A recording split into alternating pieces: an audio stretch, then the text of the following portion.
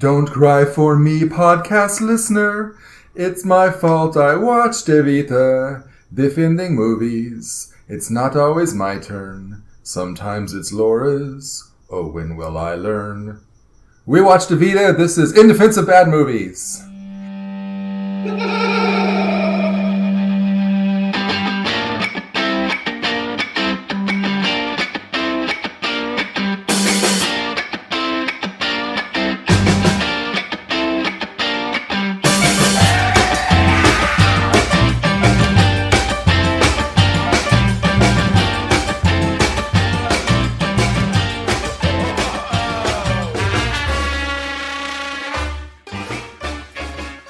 Hey guys! Hey, what's up? How's it going? Good. Sam here with In Defense of Bad Movies, the show where one of us watches a movie that is widely considered bad and defends it to the rest of the group. Yes. Evita is not considered bad, though. It is a fresh score. Then why did I have to watch Evita? Because it's not very fresh. I mean, we've done movies where they're just on the, just over the fresh The scales. threshold? The threshold. Ooh, that's Oh my gosh. trademark Bobby Matter. Yeah, No one else steals that. I'm not going to top that. I'm going to leave. I'll be waiting in the car. And anyway, I hadn't seen this movie since I was 11. I think That when it explains came everything. out. So Again, why did we watch this movie this then? was an interesting trek back into Yes, this is 62% on Rotten Tomatoes. And So teenage years, that's for sure. You've held it so preciously since then. Yes. That's adorable. Well, the music is like... Right. Madonna was always a big icon for me when I was growing up. Because you're gay. Because I'm what? because you're gay. Yes. Sorry, Bobby. He had to learn this It's okay. the hard way. I just loved This her. was definitely the hardest way to learn it. I still like her, but I like her 80s and 90s music a lot. And This so when 90s music, right? and when I remember it was in the 5th grade when I found out this movie was coming out, and I was You were dating yourself. so excited, and That's really gay. Dating yourself. and I couldn't wait for it, and I watched it. I remember a lot of it went over my head going back. It's like there's a lot of heavy themes in this, and it's really hard. A lot will go over the head of anyone who does not know a lot about Argentinian history. But Yeah. I think that this actually, Laura was in the perfect position to see the movie as an 11-year-old, because then you could focus on the lighter points of the story that the creative team wanted you to focus on. They just wanted you to take in Evita's story, and they didn't want you to know too much about the politics. So she'd be perfectly poised to I don't care about this political stuff. I'm just enjoying the singing and the outfits. You would be perfect to have the full emotional impact intended for the show. Okay. There's not pulling you down as you immature child. Guys- No, that's excellent. Guys, this is all good talk, but we really need to get the introduction out of the way. All As I right. said, I'm Sam. To my left is Loren. Hi. To her left is Laura. Hey. And then there's Laura's ex, Bobby. Hey, what's up? Because she's dating herself. So. Yes. And of course, and I mean gay as a homosexual, not that's so gay to date yourself. So anyway. I mean, it is gay to date yourself, though, right? I don't know. I mean, it's gay and also something else, right? I have no idea where this is going. Nor do we. So we watched Evita Yes. from 1996, starring Madonna, Antonio Banderas, and Jonathan Pryce. And as soon as Lauren's timer is ready, Laura will give us her, preferably in song, her 15-second movie synopsis. Not going to You be in should song. follow I Okay. sing to Bobby only. I mean, I did the intro in song. Okay. You're welcome. You guys go outside together and sing him the theme tune. All right. So whenever you're ready. How long are we giving it? I'm ready. 15 seconds? All right, let's go. We can... yeah. Okay, so Andrew Lloyd Webber wrote the musical to Evita, and this movie is based on the musical, which is about Eva Perón's life. Okay. And Wow. that's my synopsis. Keep of it the going. movie. Keep it in the air and stop. Yeah, with time to Wow. spare. Okay. I mean, Efficient. it's a biopic. Is essentially what it is. It's somehow the least ambitious and most accurate of all of your synopses. Watching this again, I I watched it with the critical eye, and it was hard to get through. It's a long movie. It's 2.5 hours, almost 2.5 hours, and it's hard. There are parts that drag on a lot, and reading Rainbow. Wikipedia I was looking at Ava Peron, and it was interesting because it does say like certain things that happen in the songs in the movie actually pertain to her life. But I think a lot of my fault with this movie is that the musical isn't actually very good. Oh, she's not defending it. Yeah, right. Not that the movie's bad, but I think that it goes back, like a lot of if I critique some of the things about the movie, it goes back to the musical because it feels like I've seen the musical. Mm-hmm. And Weird brag. I guess it's not that weird. What? Weird brag. I guess it's not that weird. Huh? No, I saw it at a community theater, so it wasn't on Broadway or anything. So you didn't see it You didn't see it with Denzel Washington and Viola Davis. No, I didn't. She'd be amazing in this role. Anyway, has she bragged about fences on the podcast? Otherwise, our listeners might be completely lost. Viola Davis has not been on our podcast. I don't know what Sam's talking about, guys. There was a time a while ago that every 2 days, Laura would bring up, every 2 conversations, Laura would bring up that she saw Fences on Broadway with Denzel and Viola. I did? Thanks, Sam, for telling everyone. I don't blame her. I mean, that's just the kind of thing you do when you see something like that. I know when I saw Hamilton on Broadway, I just... Well, I not only saw them, but I shook Denzel Washington's hand. So I got to see him when he left the stage, and I shook his hand. And I took a picture with Ralph Sparza, but that's cool. I mean, that's not what we're talking about. We're not... we're not. Else. So... I saw Molly Ringwald in Street Charity. Oh, she was terrible. She's got really bad plastic surgery done. She was on Riverdale, and that's a shame. It hinders her voice. Leave Riverdale out of this. Talks really. You leave Riverdale out of this. I'd say I saw Sutton Foster and Drowsy Chaperone, but so did Loren, so, my brag is lost. Anyway, back to the subject at hand. Sorry. It's okay. Really, you don't think Evita is a good musical? No, I like the music a lot from it, but as the story goes, I don't think Andrew Lloyd Webber does a very good job. I don't think he understands to me, the biggest issue with the musical is how they paint Ava Peron. Like, it doesn't know if they want to paint her in a good way or in a bad way. No, and it carries through to the movie. Definitely. That's fair, and it's absolutely you're touching on. I think it is a good musical. I don't, it's one of the best that Andrew Lloyd Webber has done, and take that with a grain of salt for it's the best he can do kind of thing. But it is good, but there's always been that issue with exactly how they interpret it, in the original productions, and I think they are. The goal is to try to be ambiguous. Like when Tim Rice was first learning about Ava and got excited about her, he kind of was trying to tell a more ambiguous story. He was seeing the strife in Argentina was sort of matching the 1970s with the coal strike and, the rise of Thatcher. And so he was picking on her more as a symbol. And so I think he sort of means that way. He was trying to explore the dichotomy of her and getting to the center of who is she really? Is she the saint? Is she, the prostitute?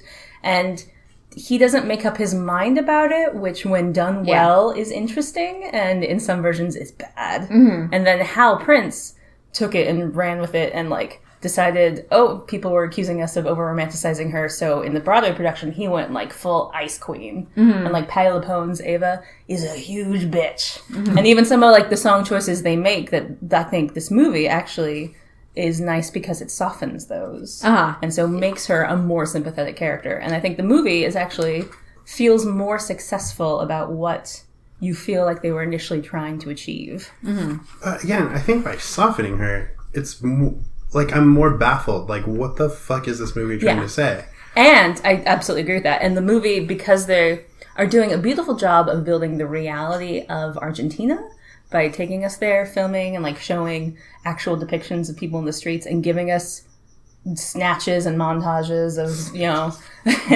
of just bits of fighting and, shutting down the press. And it makes it more frustrating that they're not giving us the history lesson. Yeah. And that's a big part of the movie too that is confusing. I was trying to look up the political Yeah. parties, and I'm like, I'm not And even it's gonna rough. it's rough. It's so it's hard. I mean, I got like, okay, there's a union labor and they're union laborista and union the Peronists were like the Democratic, Labor Party, but then they were also fascists, and Yeah. it's very complicated. I don't blame them for not delving into it, but the musical on stage, which can exist outside of reality and just sort of give you the emotional reality of all this, the movie showing it realistically then gets a lot more difficult. 'Cause, Right. like, wait, I'm seeing it really, so I want to know what's actually happening here. Oh, you're not going to tell me. Yeah. Okay. Exactly.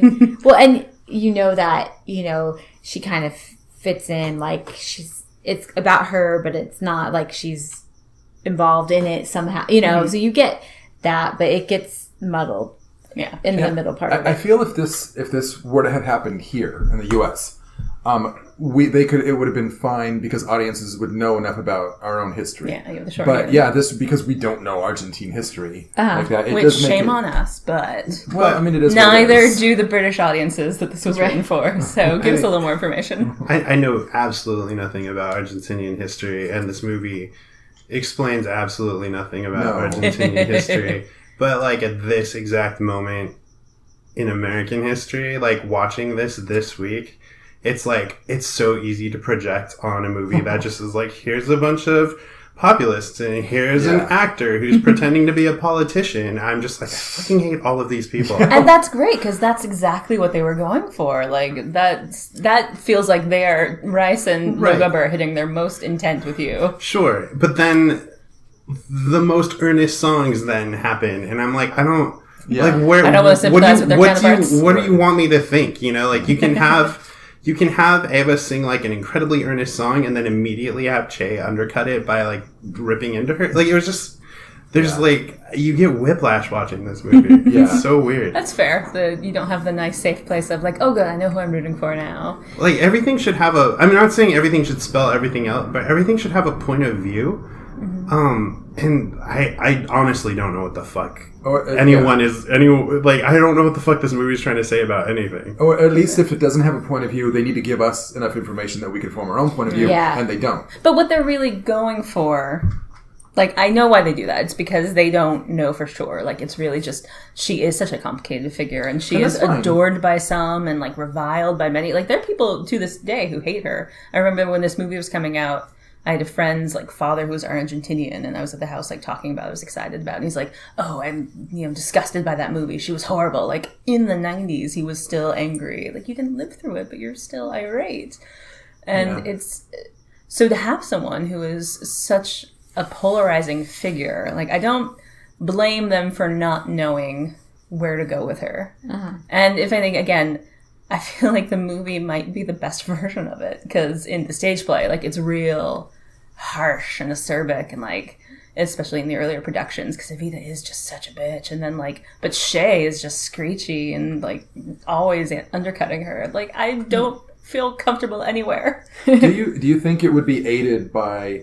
I mean, this was wall-to-wall musical. Do you think it would be aided by, hey, let's stop and have some dialogue right here and explain what's going on? Do you think just that much? It'd make the movie longer unless you cut out a number or two.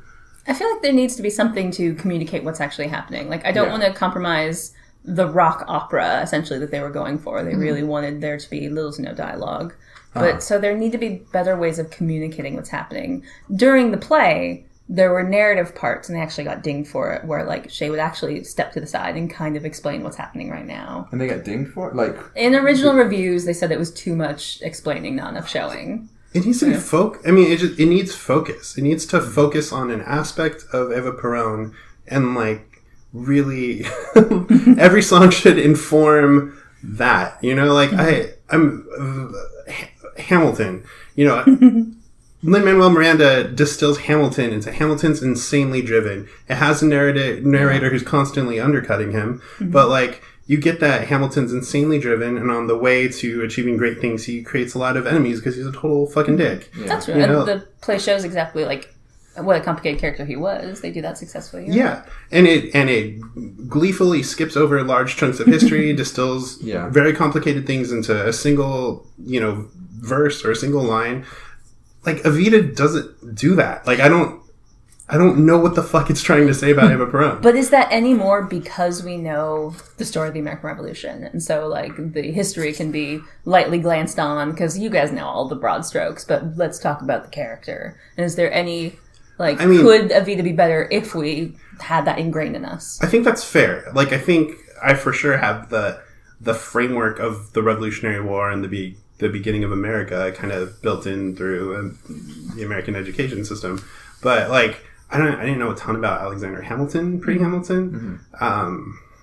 Just like I don't know a ton about Eva Peron, but I guess I don't know a ton about Argentinian history. So that's where I think that's a big part of that. Sure. That, You could easily knowledge. say this person fits in here in the history. Whereas, but if you don't have the history, you can't say. You can take a person who doesn't exist and plug it in. I totally concede that. Yeah.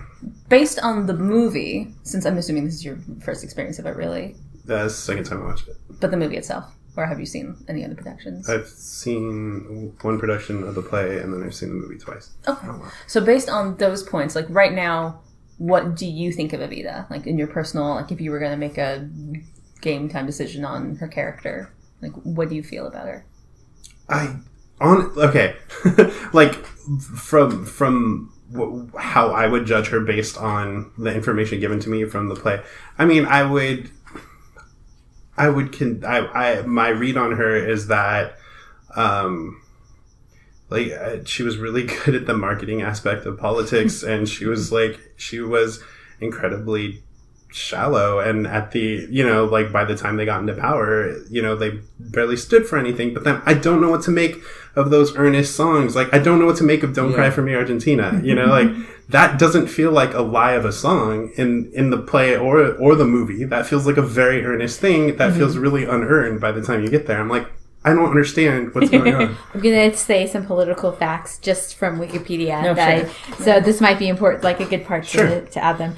Apparently, Eva Peron became powerful with Peronists. I don't know. Peronists, I guess. Ron Peron, trade unions, and she spoke on behalf of labor rights. She ran ministries of labor and health, founded and ran the Eva Peron Foundation, championed women's suffrage in Argentina, founded and ran the nation's first large-scale female political party, the Female Peronist Party, announced candidacy for vice president of Argentina, but she had to drop out because there was a lot of opposition from the military and bourgeois and being sick. So saying that kind of reminds me of Hillary Clinton.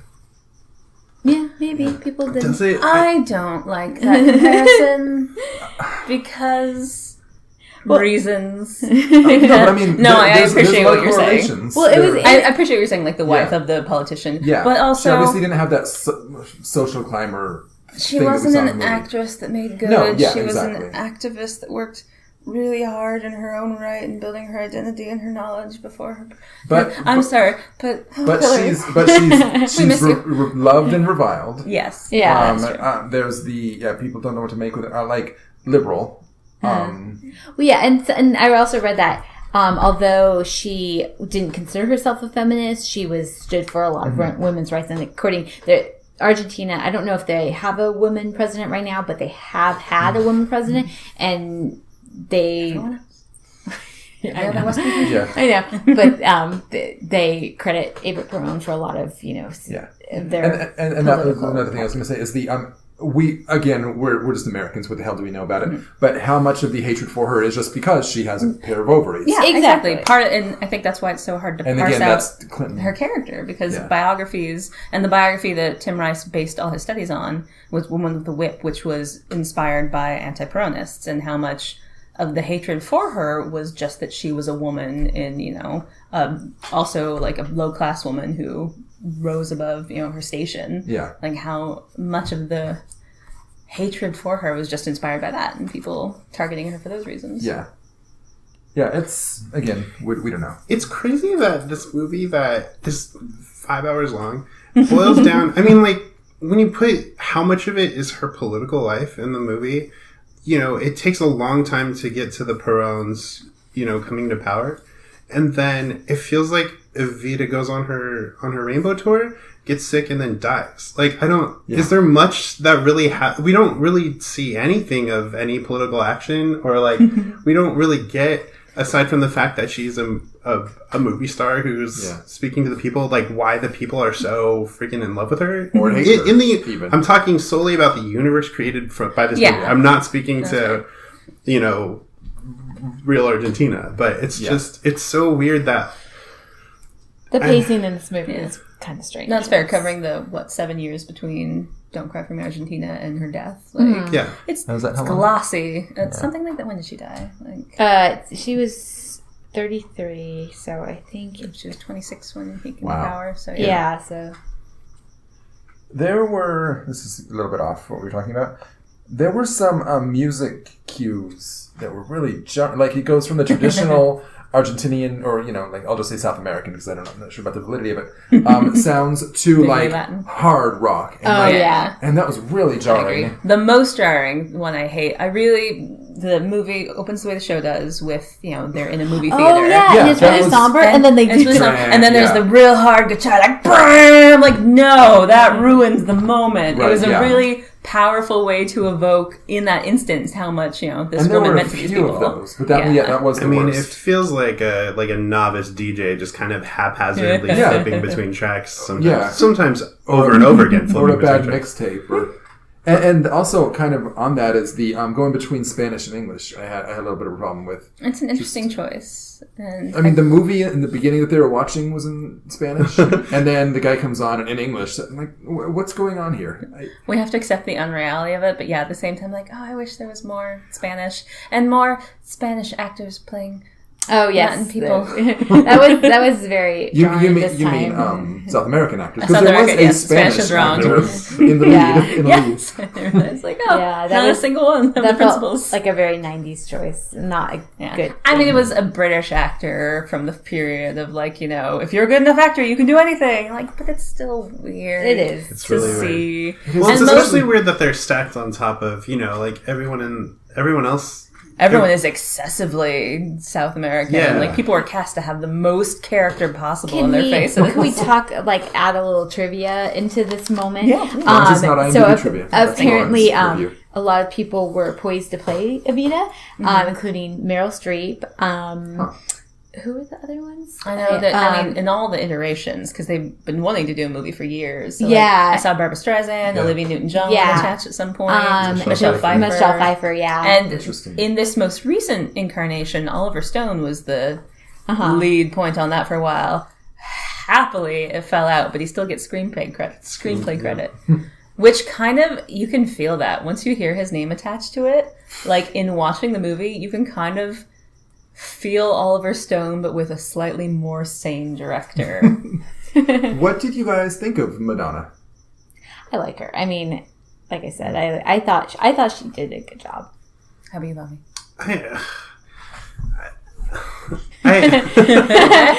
No, I mean, like, I'm not trying to discount Madonna's talent or her contributions to popular culture at large, but no, I thought she was horribly miscast in this movie. Yeah, no, there's something about, and I'm gonna be straight with you, because so much of this movie is singing. I'm gonna put a lot of, like, I think a lot of the shit I blame people for, specifically Madonna, like, as far as their acting, I think a lot of it is sound mixing, because the whole thing sounds so fucking hollow and so just kind of it's removed. Got that echoey sound for all of it. Yeah, it's all like that, you know, studio recording on film. Yeah, that's fair. Not actually, but you can record in the studio and not have it sound like that. I know, but it's bad. It is. You're right. No, but I thought Madonna felt really lifeless and real kind of empty in this movie, and I didn't.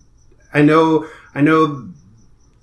Playing Evita cold is one thing, but I didn't get cold from her. I got, like, focusing really hard on lip syncing from her. Maybe that's interesting. If just, like, the technique got in the way. I'm thinking specifically. There's the scene where the I'm moving my way through men montage. That song.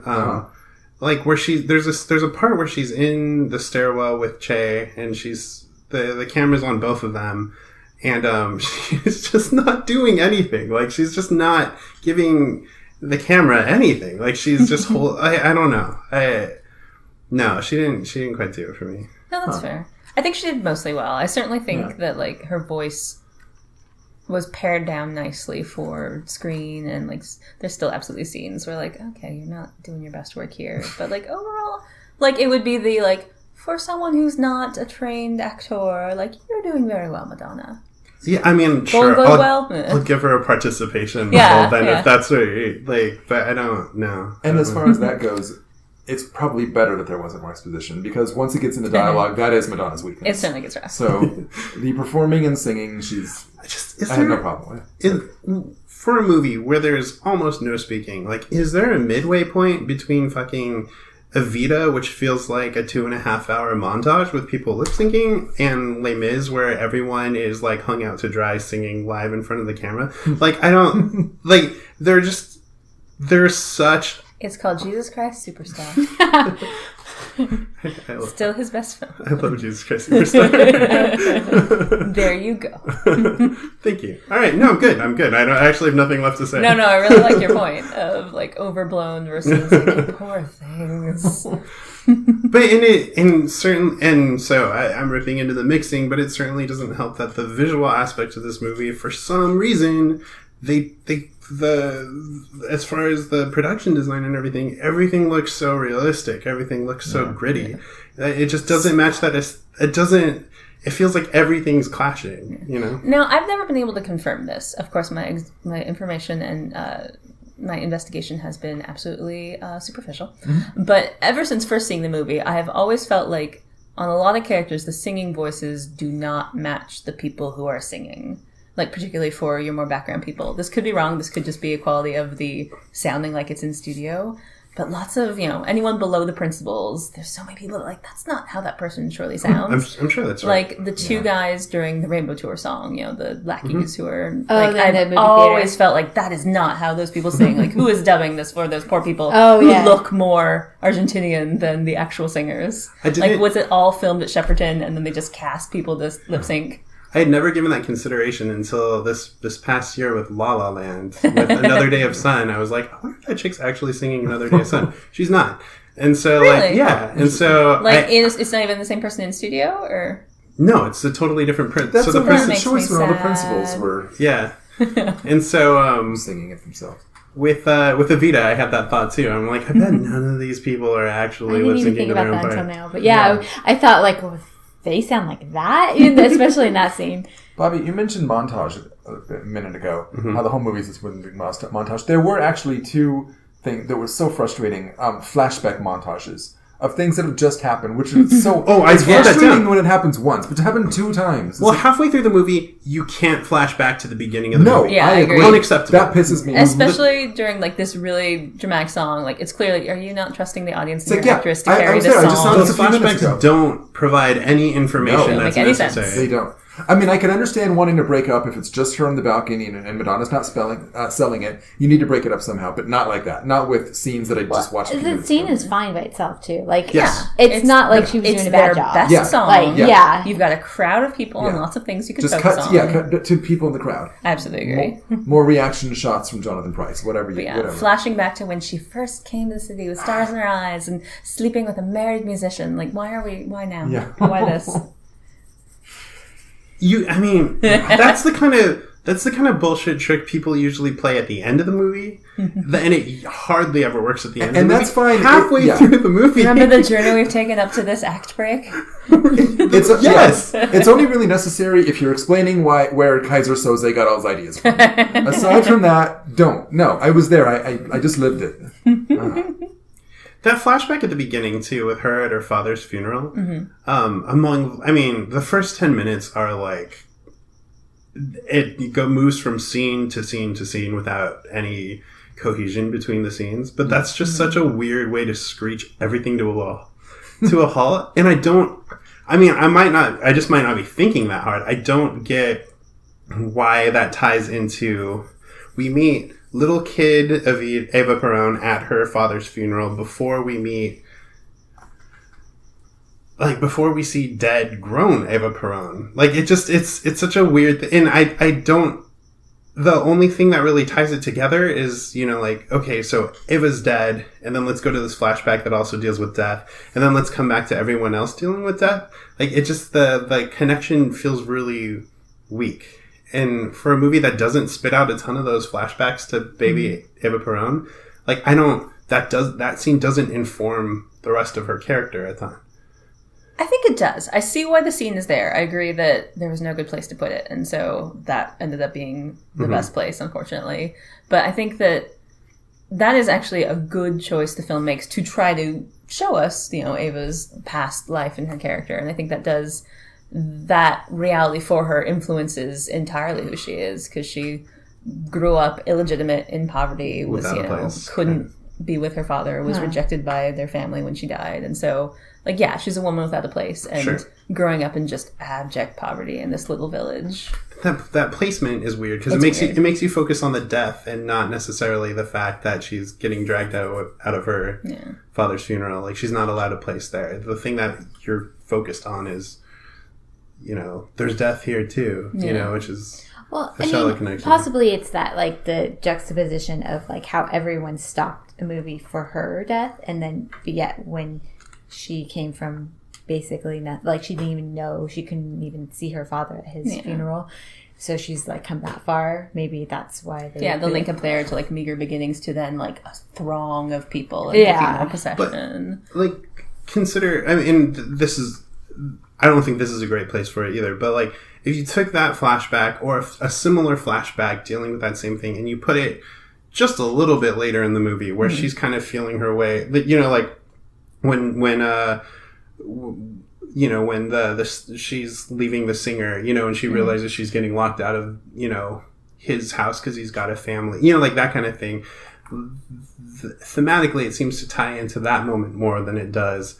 And by the way, death. It just, it's that's fair. That makes sense. Because there's, other than that, we get one reference to it in a lyric as to that being her background in the worst song in the movie, the most skippable on the soundtrack, when she's leaving her little village with Magaldi. The one where they refer to Buenos Aires as the Big Apple. No, she wants to be a Big Apple in Buenos Aires. I don't get that. You know how we all that's my trigger phrase for when I get brainwashed. I'm gonna someone will say I want to be in BA Buenos Aires Big Apple, and I'm just gonna start murdering people. Yeah. Does Buenos Aires is it actually called Big Apple, or is it just she wants to they're be both a Big BA. Apple? In our corner of the world, we Big Cheese is the equivalent, but in down south, it's Los Is this a real thing, or are you just being an apologist for Mela. Is it? What is apple in I should know Spanish? this. It's the kind of lyric you can get away with singing once, maybe twice. But they sing it a lot. You're pushing it at her 4. family pimping her out to this gross singer. By the time really you're at the 12th time, you're I think this movie's trying to brainwash me. So she dies from... Eva Perón died from cervical cancer, and it's manzana. For anyone, don't bother looking it up. Manzana grande. Yeah, we could have told you that.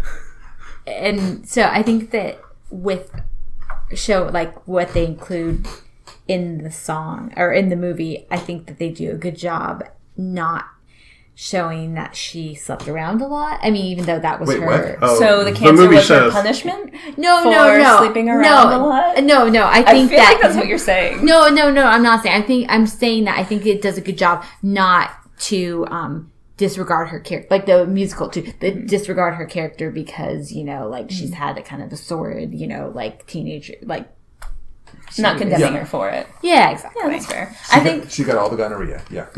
The movie makes some interesting changes to the original script that made interesting changes in her life.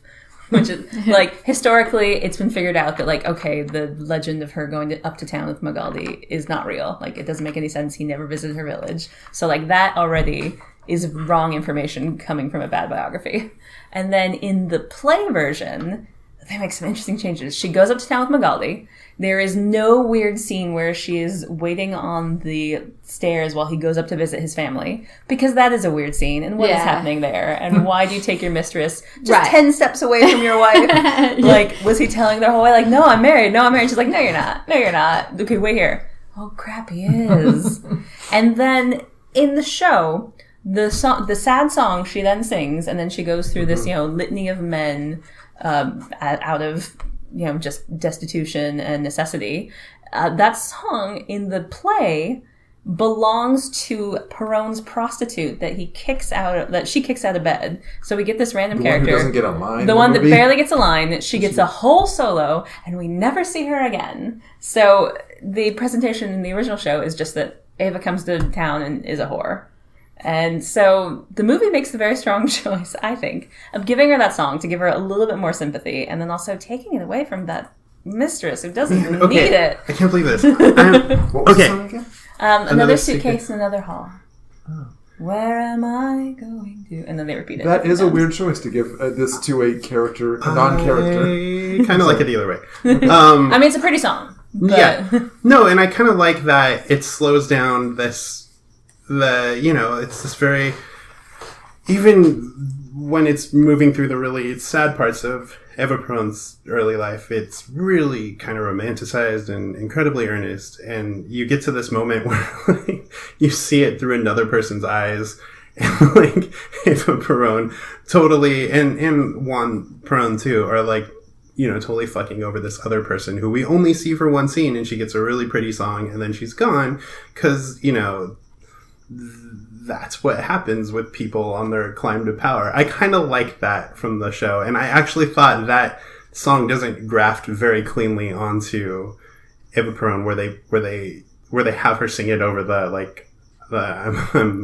I'm fucking my way through life montage, like I'm not trying to be a misogynistic, but I'm not. You don't need to try; it comes naturally. Yes, I would hope that by now. It seems very natural, but no, but I mean, I just don't... That song felt weird in the movie to me at that point. I don't know. Well, it comes from then, having to set up this, she's really disappointed by not getting to live with creepy face Magaldi, which is a false note. And, what did she think was going to happen? So, you believe it's keyed off by a weird thing. Magaldi gets to sing, his entire song at the beginning? Oh, yeah. That was weird, too. I made a note of that, yeah. That's, that was unnecessary. Yeah, that's totally... When it's you're just adapting... a song we wrote. Yeah, just... Why not? Yeah. You can cut that out. Yeah. But it comes back later. No, yeah, so even more so. Even more reason to But cut it's Jimmy it out. Nail. No, he's weird. Cut him out.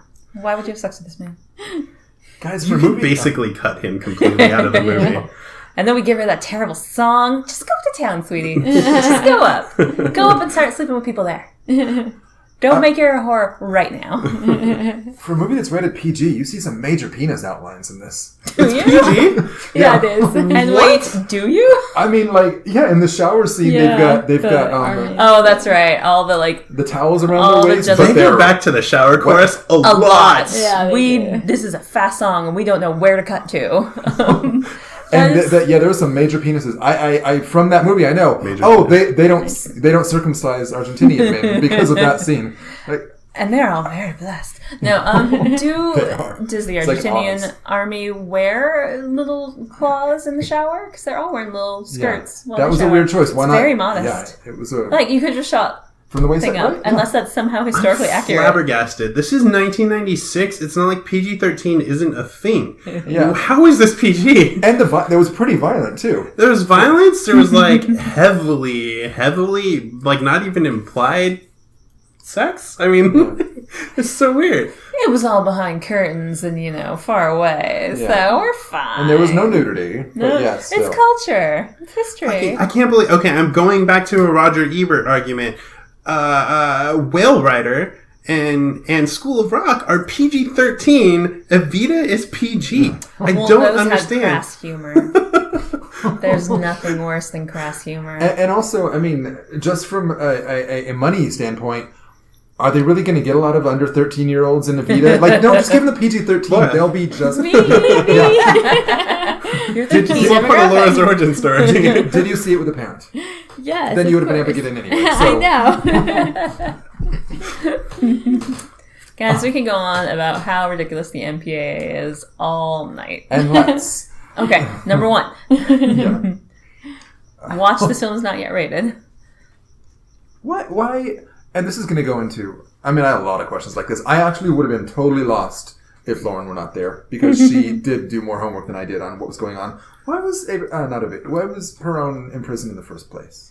Yeah, Loren, you go, because I was so confused. So there was a lot of like political football at the time, and at that point, the party in power was the GOU, and Perón was very popular with the labor unions, and the fear was that he was going to usurp them, essentially. He was going to override them and then take control. The literal reason for arresting him, who knows? Okay. But so it is just political corruption. essentially that. And he got yes. out because of He's popular, getting too popular. Yeah, and the labor unions rose up and sang a really good song, and that was like, all right, we'll let him out. Take off your shirt. You smell gross. And Take off your Evita jacket. went on the radio and the crowds Sang absolutely your heart loved out. when he took his jacket off. That was a He's huge one deal. of them. Yeah. And I think that culturally that is a big deal. It might looks be. so strange and I'm like, okay, you're taking off your jacket. But Yeah. I'm sure at the time that's a You're, huge, you're also in South fancy America. man. It's got to be like 85 degrees and humid. Of But course that's you how take your fancy jacket. they are. You never take off your jacket. But he's just a dude.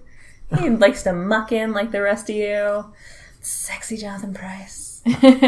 Guys, there's something sexy about Jonathan Pryce. I'm not saying the most in this movie with his weird hair and like his unnaturally large frame, But in actuality, like sexy, right? But in Like, Game of let's- Thrones, where he's the let's all- zealot who... Have you been reading my Like, Glenn let's Gary all- Glenn Ross fan fiction? I Come don't. on. He's got like sexy Is he British in that accent. He's got like a twinkle in his eye.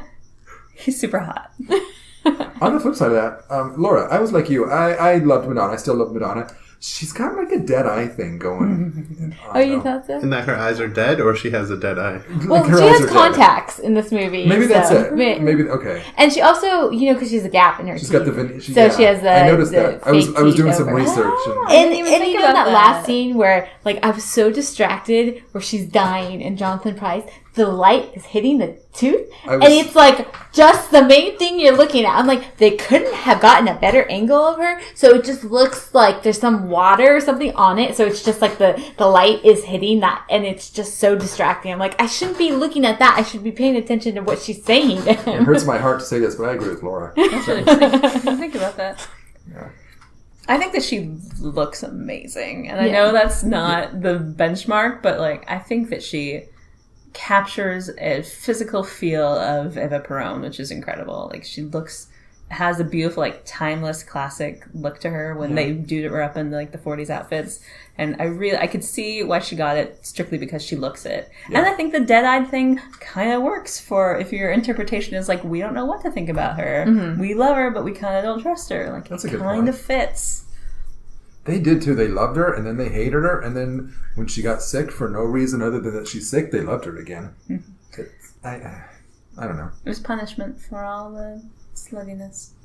All right, guys. Kidding. She's really Anything else we pretty. need to say before we move on? Um, You have 3 seconds. 3.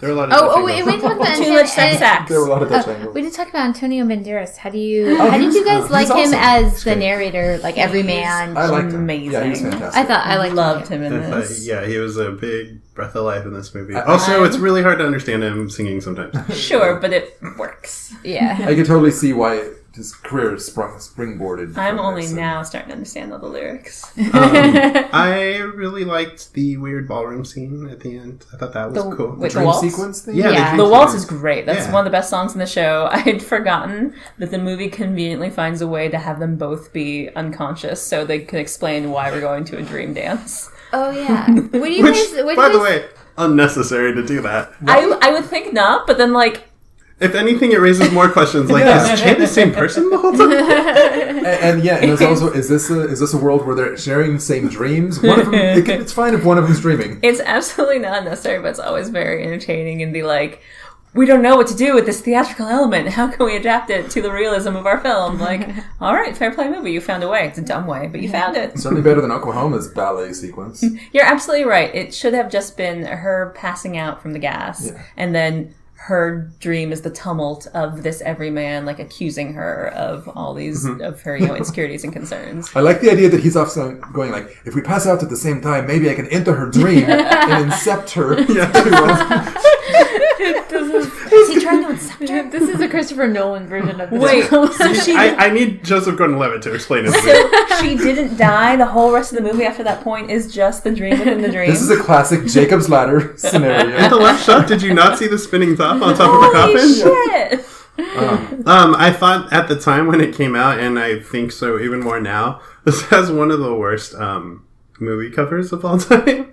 Oh, of her hugging Antonio It's Banderas. confusing. I legit It's very thought when I was a kid that it was like a romance between the two of them. it looks like it. Yeah. So, Yeah. I Yeah. absolutely agree. What do you guys think of "You Must Love Me"? That song is added to the movie. I do not like the song. Oh, I love I like the song is that's not entirely fair. The song is fine. The song is not spectacular. It's not as good as some of the others in the show. But I absolutely understand why it's there because I feel like the montage it covers of them like wheeling her into the mansion and like getting her into bed and the tenderness that everyone was treating her with like was actually really moving. And the song is perfectly unobtrusive way to cover this action. So Although I did- get it. They did throw in some more flashbacks in that song. It's like, come on, guys. That was frustrating. I agree. But I like the song enough. Yeah, it's fine. Do you love it? Is it your favorite? No, I think "Don't Cry for Me" Argentina is my favorite. Like the most, and I like "Rainbow High" a lot. Or it's Rainbow Tour a lot. Now, I was just going to say that now productions of the show include "You Must Love Me," Do they? and that I can't imagine how that works because that feels like that would be so static and slow on stage. Let's get into why movies feel like they always need to add a song anyway. If it's a really successful musical, isn't it already good in and of itself? You need to add just for is it just Oscar? I was with you until they added "Suddenly" to Les Miserables, and then I totally got it. How about all the songs added to Beauty and the Beast? Ugh. All the forgettable. Oh, if one of those wins the Oscar, I'm going to be mad. None of us are even going to remember that fucking movie. Really, I'm sure they. But what other music kidding. things are coming out? Got 6. Yeah, I think it's surely Oscar bait, and and that's why in this movie it actually feels like it's serving a purpose. It doesn't just feel like let's have Madonna record another song. It does feel a bit like there's a reason for Yeah, it. having not seen any other productions, it did not feel crammed in to me. It doesn't feel crammed in. Yeah. I don't think it feels crammed in. I think it serves Ralph a good Brandon. function in the movie because we need to have wall-to-wall music, and like this moment would be too quiet because there's nothing in the score for it, and it works. Cool. But Okay. in Les Mis, that's just bullshit. It's so bad. God damn it, that song is awful. All right. Okay, guys, there should be plenty of stuff here to talk about. Bobby and Linda. Linda, how's it going, Linda? It's great. That's my name is a third L name to confuse you guys. Bobby and Laura, do you want to discuss gender politics in the movie we just watched? We actually talked about this beforehand, and we don't want to because Do you want to talk about why we don't? I have nothing to say. Like I just. Yeah, we didn't want to touch on real life gender issues that this, That's cool because the movie didn't either. Yeah. Yeah. I just like I don't think the filmmakers or I don't think they made any choices. Like they didn't do anything different than the musical, and I don't think that the music. I mean, yeah, I don't think that there's anything really to. I mean, it's like Ava Perón is kind of seen. They show her as like very ambivalent. Like they don't have a, they don't have really anything to say about her. It's just kind of a summary of her. and even the people who don't like her, it's unclear if they don't like her because she's a woman, because she's a social climber, because of something else. Yeah, so you can't even latch onto that. Yeah. Okay, I'll let it go this And time. then, But next movie, you guys better have some gender politics. Okay, let's do IDOBM Presents IMDb Trivia. Can you TM? do that one more time with like enthusiasm, Sam? I'm sorry. Are we not keeping you awake? It's my segment, I usually but write down the it's full name of cool. it, but I didn't. So I'm like, wait, what are the conjunctions in it? IDOBM Presents. Is it IDOBM Presents or just IDOBM IMDb Trivia That's TM? the one. There's no presents. I don't know why you're adding another. Oh my god. Trying to fancy it up. We'll do it live. Stop looking. Oh, Fucking is thing that sucks. Guys, Sam's been sexually harassing me. I think we should oust him. Let's give him millions of dollars to leave. Okay, Timely. I'll take it. All right, welcome to IDOBM IMDb Trivia. TM. Again, my scantily Clad. investigated. What's the word I'm looking for? Research. Scantily researched information Only pulled from IMDb, IMDb and not gets a producer credit fact-checked for this show. whatsoever. I hope this isn't any kind of copyright thing or nothing. I can't imagine. People Anyway. put it on there, so I know, it's just a general board. You would have been fine if you hadn't said TM. Right? I can't imagine enough people listen to this podcast too. Aww. Unfortunately, Someday someone will care. one of them's the CEO of IMDb. Is your mom the CEO of IMDb? I wish. Ugh. Does IMDb make money, or is Can it you just ask her to internet drop that dollars? lawsuit against us, though? They've got enough commercials. They must make money. All right. Oh, IMDb trivia. All right, so there was some acceptable ones for this. The film itself was shot in England, unsurprisingly, since your whole creative team is British. Hungary for lots of those classy cobbled streets, and they did film some in Buenos Aires itself.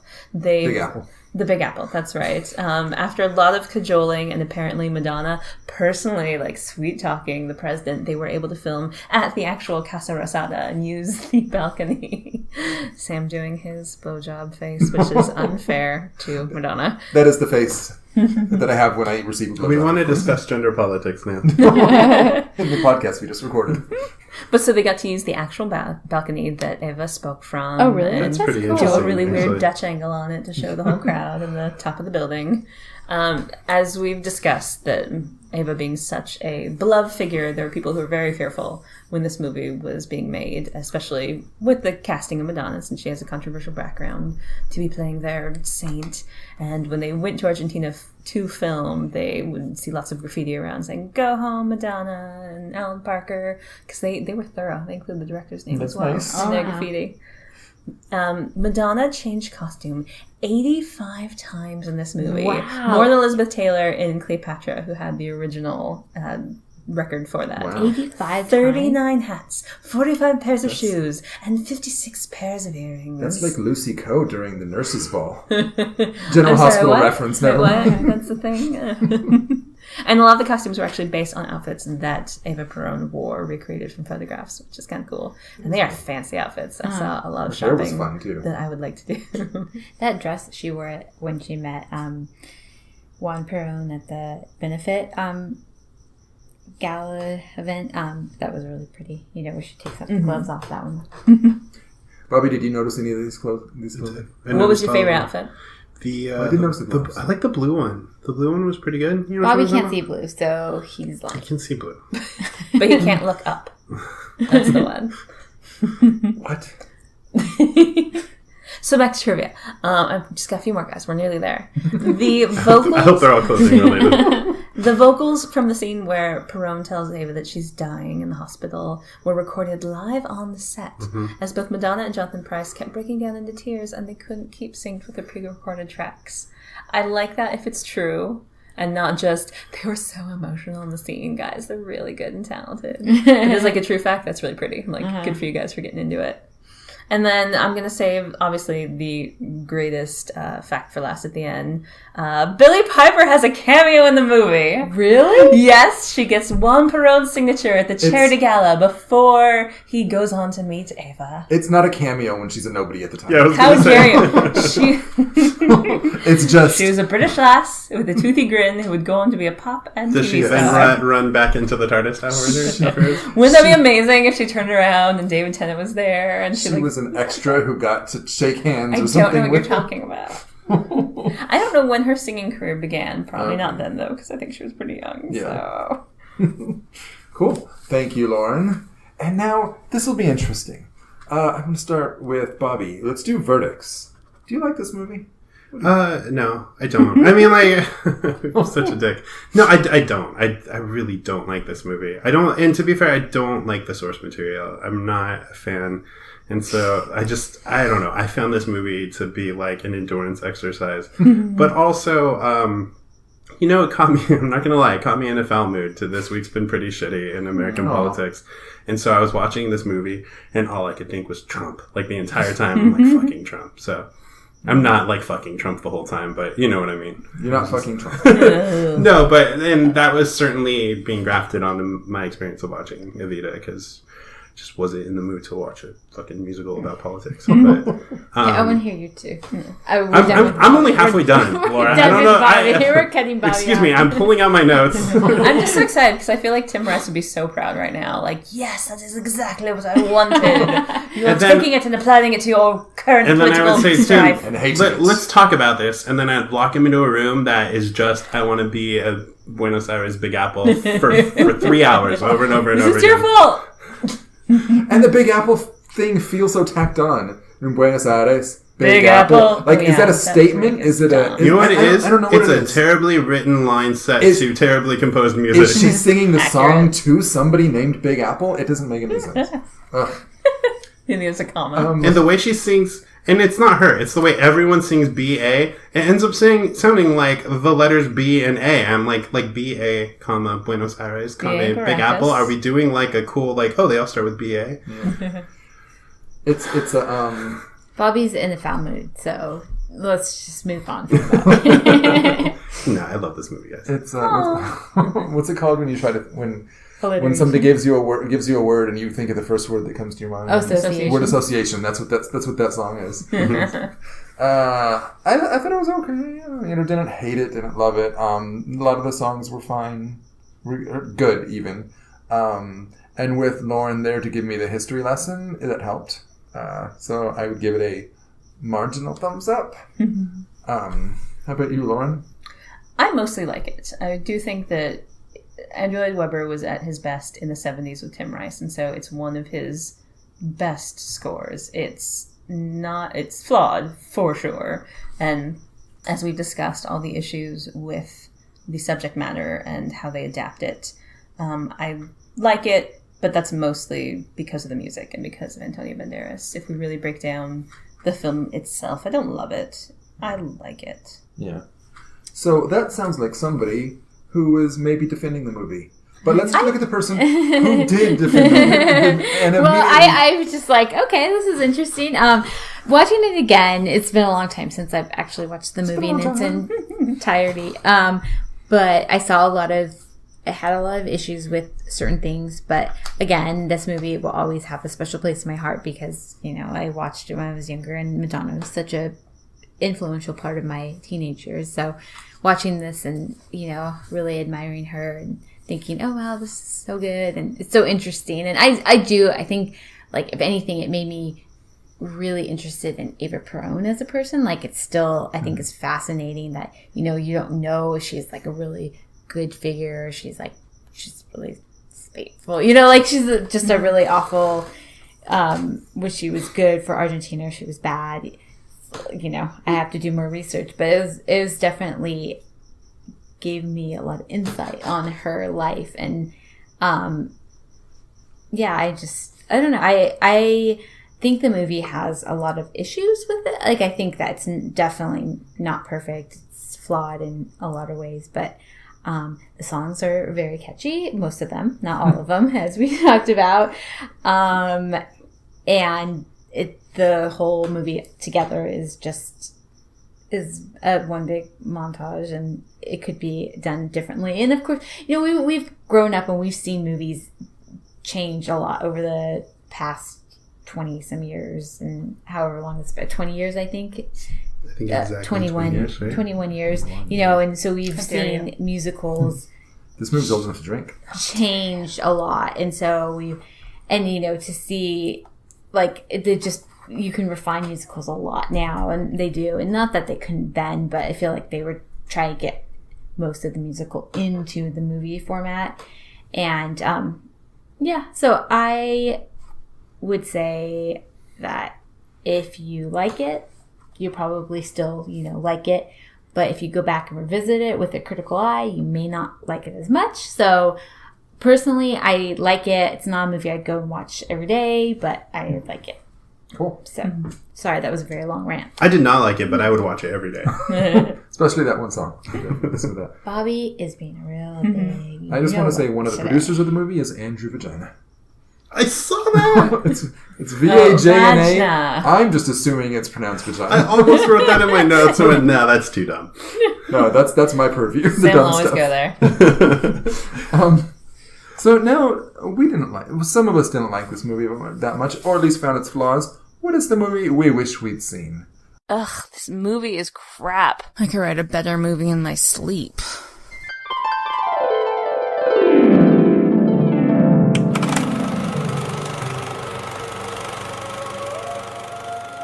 And now, IDOBM presents the movie we'd wish we'd seen.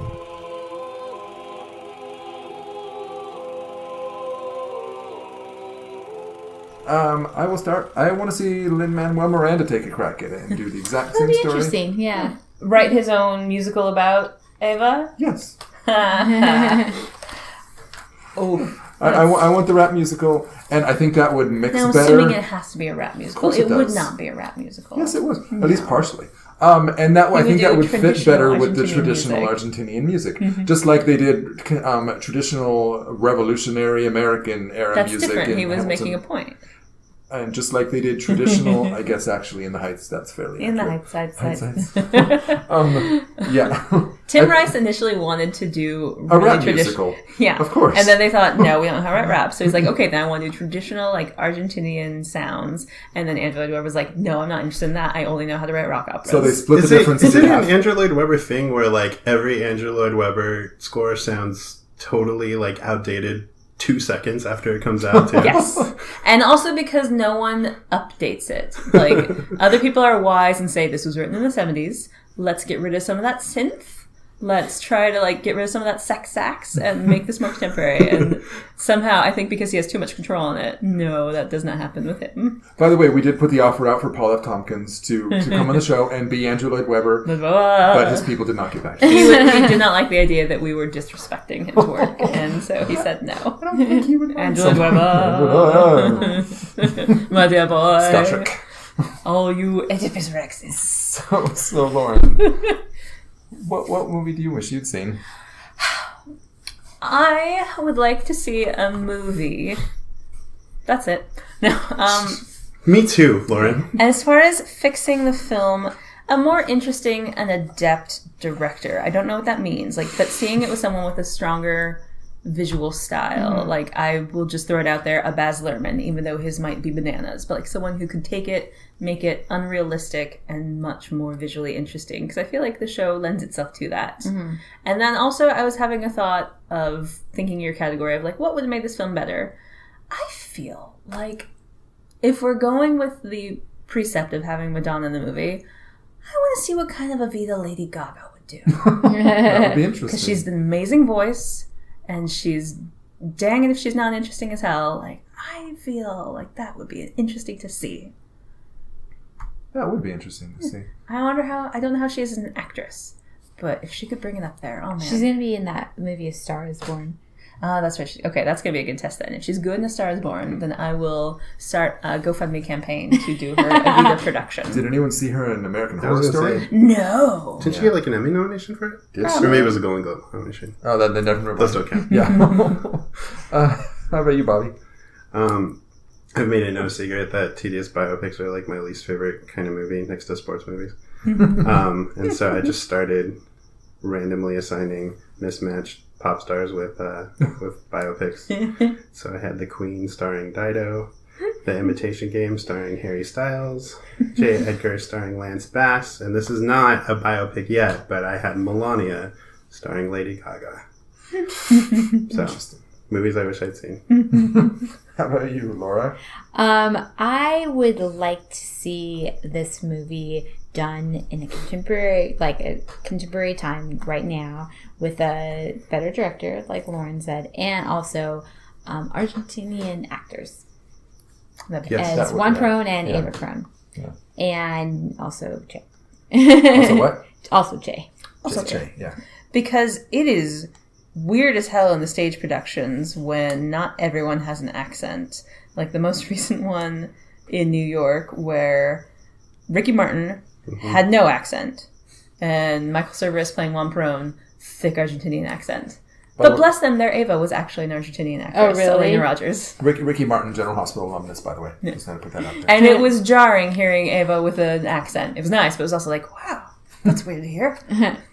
You know, I should have brought this up when we were talking about the movie proper. Loren pointed out to me that in the original theatrical production that Che was pretty much Che Guevara. Yeah, he was originally conceived as an everyman, more like he is in the movie. Another thing the movie fixes. But Hal Prince, at sort of the beginning of his downward spiral, made the strong decision that we're going to dress him up like Che Guevara. And Stupid fucking idea. It's a terrible idea.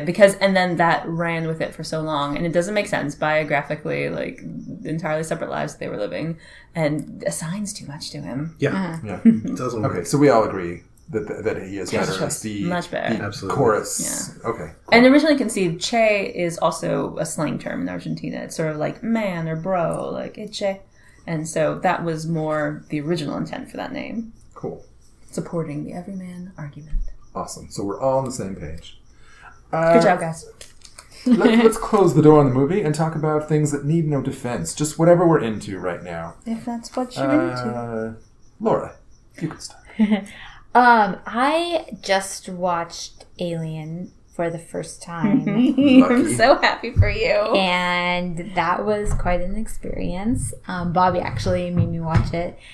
And I really liked it. I'm not a horror movie fan of any means, and I'm a chicken, and I just don't like uncomfortable situations. But, oh my gosh, Alien is such a good movie. The second half of that movie is so intense, and it's just like you just feel your anxiety just goes up out of the roof, and you're just like, oh my god, what's gonna happen? And it's really good, and I like that movie a lot. And I'm looking forward to the new Alien I'm movie. so proud of you. I'm so excited for you. Like, this is the beginning of a journey. It's a really good movie. It's a great movie. How about Bobby? What do you... I agree. Alien is great. A couple weeks ago, it was Free Comic Book Day, and it's like the couple times a year. Nerd! Don't you dare, Lauren. It's like the one time a year I actually go to a comic book shop and buy comic books. So I buy... Wait, you bought comic books on Free Comic Book Did Day? it. You're doing You it gotta all support wrong. your local comic book shops. But only one day a year. I get all not any other day. No, I get it. It's that feeling bad getting for something free. Yeah. Like when I go into See's Candy, thanks for this free sample, now I feel like I have to buy something. While I was checking out, someone walked up and brought their free comic books up, and they're like, "You don't have to pay for those." And they're like, "Oh, we can just go." And they're like, "If you're not buying anything, yeah." And I'm like, "You fucking assholes." But I bought Mark Waid's reboot of Archie, which is great, and I recommend to everyone. It's like a John Hughes movie as a comic book. Oh my It's god. so good. But no, that's not what I'm going to recommend. What needs no defense is DC recently rebooted a bunch of Hanna-Barbera properties. What? They did like a hipster Scooby-Doo. They did Wacky Racers as like a Mad Max kind of thing. And the one I bought was the Flintstones, which is kind of like a woke take on the Flintstones, I guess. Not sexist and gross? No, It's it's not making the dinosaurs do all their chores? It's wonderful, and I was gonna say. So, I mean, it does interesting things like kind of dissect marriage and religion and stuff like that. But my favorite thing about it is every once in a while it'll cut back to the appliances at home who are miserable in their stations in life as appliances, and it explores the friendship between bowling ball, who's an armadillo, and vacuum cleaner, who's an elephant, who are separated by the closet door. And it's really heartbreaking and really sweet and also very funny. So go out and read Mark Russell's Flintstones comic because it's so good. You mean they don't all just look at each other and go, "It's a living"? That actually sounds really incredible. That sounds heartbreaking, though. Lauren's writing it down. Good for I her. am. I want to read it. I don't great. listen to anything you guys Forget say. immediately. And you can not listen to what I say when I recommend Alison Bechdel's Fun Home, what is it, a tragicomic. It's great. And it's fantastic. It was the musical Fun Home is sort of based on it. And if you're familiar at all with the musical, it's which I was introduced to that well before the book, the comic. I don't know. I'm very curious. Where like the musical expounds on a lot of things in the book and adds a lot of other things, and I'm so curious if it actually is reflective of Alison Bechdel's life, or if the writers of the play were just like, hey, let's throw in all these other things. Let's pad this book out a bit. But so from that point of view, it was really interesting to go and read the comic. But even just without having read or without being familiar with the musical, it's a very good comic about Alison Bechdel. It's the parallel stories of her own discovering her own sexuality and her father's. He was a homosexual and then he ended up killing himself, and just those parallels and things like that. It's sweet and funny and charming. Really liked it. So, Loren, how about you? What I'm recommending is the new Netflix series Anne with an E, also called Anne when it was released in Canada. It is a new series based on Anne of Green Gables. If you are a Montgomery purist, I do have to warn you, it's a different take on the story. It is reimagining the character, showing us some of Anne's backstory, and takes a far darker, more Dickensian look at what her life probably would have been, being an orphan in turn of the century Nova Scotia. She comes from trauma and dealing with abusive families and being tormented in the orphanage until she's finally taken to Green Gables and gets to live with the Cuthberts. And it was really beautiful. And you may have heard me laugh a little bit when she said it was a different take on the character, and that's because I imagined all the appliances talking to each other and feeling bad. That's very fair. So. But their Anne, Amy Beth McNulty, is incredible, and as opposed to just being sunnily optimistic Anne, she has this just deranged imagination of optimism that somehow gets her through her trauma, and it's really beautifully done. It's kind of more mature, we get to see Anne experiencing her womanly flowering and understanding what she may have learned about sex in her time in these abusive homes, and it throws in certain obstacles and dramatic things that aren't in the books just to accelerate the story. But it's beautiful and really touching and interesting. I highly recommend it. I've recently really awkward the word flowering. Yeah, I know, you should. Okay, thanks, Loren. Thank you. We will be sure to check that out. It's on Netflix, you say? Yes. And it's Canadian? Is Canadian. Not interested. So they, every time they're sorry, and it's hilarious, even though it's a dramatic scene. So it's a laugh 'em up comedy. Yeah, okay. That's what it is. Cool. You guys have anything to plug? No. No. IDOBM Podcast, which I need to update, but yeah, check that out. IDOBMpodcast.com. This is the IDOBM Podcast, so you should continue listening. IDOBMpodcast@gmail.com to email us, because we will totally answer emails. We love emails. We just love being noticed. Yeah, that's true. Let's see. When's your next show, Sam? The next Upperclassmen show is June 11th. It is Upperclassmen Junior, which means it is for kids. It's not really for kids. I think I did this last time. So will there be kids in the show? There will be us playing. Okay. Kids. Bobby did that last time, so I know, because I remember that. So Yeah. you're not really original. I did not make that joke last time. Odds are Yeah, no you one's did. still listening at this point. Okay. But yeah, go out and check it out. Long Beach Playhouse. That's Sunday, June 11th at 7 o'clock.